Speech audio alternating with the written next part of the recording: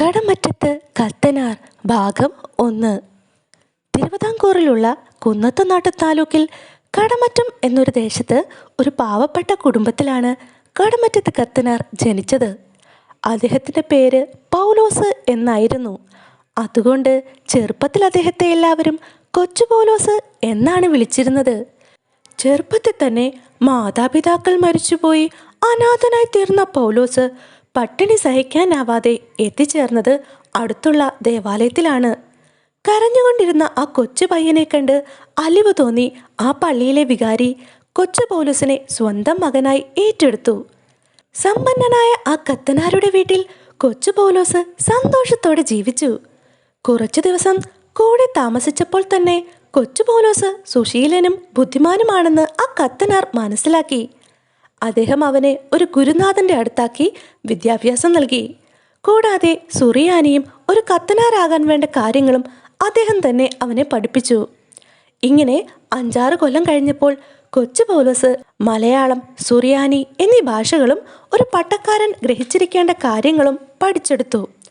അധികം താമസിയാതെ കൊച്ചു പൗലോസിന് ശമാശപ്പട്ടം കൊടുക്കുകയും ചെയ്തു.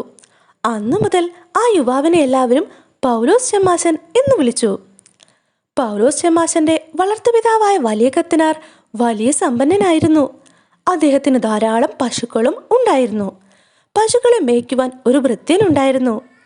ആ ഭൃത്യൻ രാവിലെ ആഹാരം കഴിച്ചിട്ട് ഉച്ചയ്ക്കുണ്ണാനുള്ള പൊതിച്ചോറും കെട്ടിയെടുത്ത് പശുക്കളെയെല്ലാം അഴിച്ചുവിട്ട് അടുത്തുള്ള മലമുകളിൽ കൊണ്ടുപോയി തീറ്റി വൈകുന്നേരം പശുക്കളെയും കൊണ്ട് മടങ്ങി വരിക പതിവായിരുന്നു.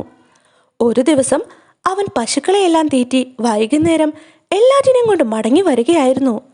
പെട്ടെന്ന് ഒരു കടുവ ചാടി വന്ന് ഒരു പശുവിനെ അടിച്ചു വീഴ്ത്തി. എന്നിട്ട് ആ പശുവിനെയും കൊണ്ട് കാട്ടിലേക്ക് ആ കടുവ ഓടിപ്പോവുകയും ചെയ്തു. അത് കണ്ട മറ്റു പശുക്കൾ വിരണ്ട് 4 പാടും ഓടി. ഇത് കണ്ട് ഭയന്ന ഭൃത്യൻ നിലവിളിച്ചുകൊണ്ട് വലിയ കത്തനാരെ വിവരമറിയിച്ചു.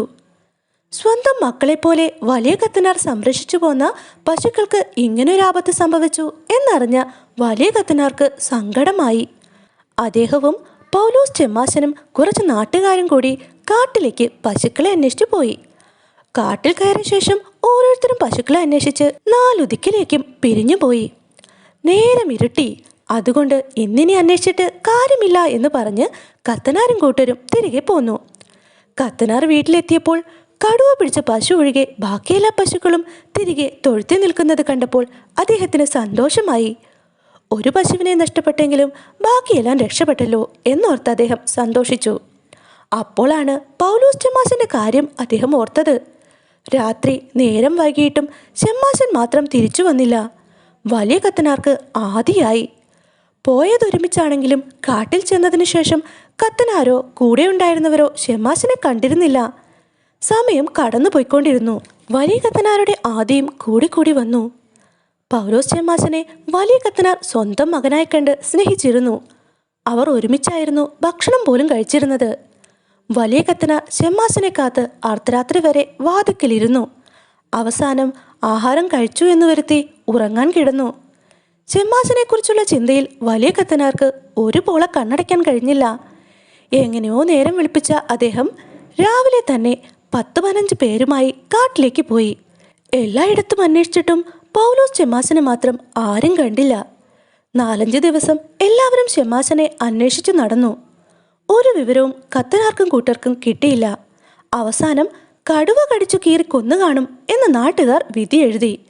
അപ്പോഴും വലിയ കത്തനാർ നല്ലവനായ തൻ്റെ മകനെ കർത്താവ് തമ്പുരാൻ ഒരിക്കലും ദുർമരണത്തിന് വിട്ടുകൊടുക്കുകയില്ല എന്ന് വിശ്വസിച്ച് തൻ്റെ മകൻ്റെ തിരിച്ചുവരവിനായി പ്രാർത്ഥിച്ചുകൊണ്ടിരുന്നു. കാട്ടിലകപ്പെട്ട ചെമ്മാശനാവട്ടെ വഴി തെറ്റി അലഞ്ഞു. എത്ര ദൂരം നടന്നാലും അവസാനം എത്തിച്ചേരുന്നത് നടക്കാൻ ആരംഭിച്ചെടുത്ത് തന്നെ. അദ്ദേഹം ആകെ ഭയന്നുപോയി. കർത്താവ് തമ്പുരാനോട് തന്നെ കാത്തു രക്ഷിച്ച് വലിയ കത്തനാരുടെ അടുത്ത് എത്തിക്കണേ എന്ന് അദ്ദേഹം അവിടെ മുട്ടിന്മേൽ നിന്ന് പ്രാർത്ഥിക്കാൻ തുടങ്ങി. ദൈവം തമ്പുരാൻ അദ്ദേഹത്തിനു വേണ്ടി നിശ്ചയിച്ച നിയോഗം മറ്റൊന്നായിരുന്നു. ചെമ്മാശൻ മുട്ടുമേൽ നിന്ന് എഴുന്നേറ്റ് വീണ്ടും നടക്കാൻ തുടങ്ങി. ഇരുട്ടിൻ്റെ കാഠിന്യം കാരണം അദ്ദേഹം വളരെ പ്രയാസപ്പെട്ടാണ് നടന്നത്. വഴി ചോദിക്കാമെന്ന് വെച്ചാൽ ആരെയും കാണുന്നില്ലല്ലോ. മനുഷ്യരുടെ ശബ്ദമൊന്നും കേൾക്കുന്നുമില്ല. അവസാനം അദ്ദേഹം എത്തിച്ചേർന്നത് ഒരു ഗുഹയുടെ മുൻപിലാണ്. ചെമ്മാശൻ ഗുഹയുടെ മുൻപിൽ അങ്ങനെ ആലോചിച്ചു നിന്നപ്പോഴാണ് പെട്ടെന്ന് അതിഭയങ്കരനായ ഒരാൾ അദ്ദേഹത്തെ പിടിച്ചു വലിച്ച് ഗുഹയ്ക്കുള്ളിലേക്ക് ഇറങ്ങിപ്പോയത്.